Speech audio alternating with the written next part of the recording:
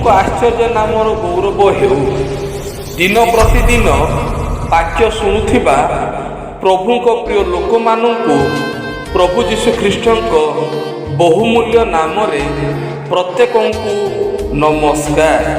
ଆସନ୍ତୁ ଆଜି ପିତା ପରମେଶ୍ୱରଙ୍କ ପବିତ୍ର ବାଇବଲରୁ ଦିଆଯାଇଥିବା ଦିବ୍ୟ ବାକ୍ୟ ପଠନ କରିବା।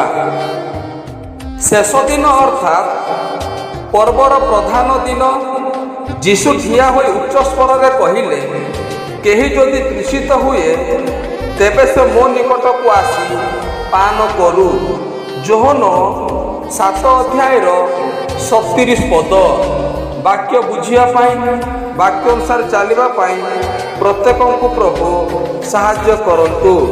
ଏହି ବାକ୍ୟ ଦ୍ୱାରା ଆପଣମାନଙ୍କୁ, ଆପଣମାନଙ୍କ ପରିବାରଙ୍କୁ ପ୍ରଭୁ ବହୁଳ ରୂପେ ଆଶୀର୍ବାଦ କରନ୍ତୁ।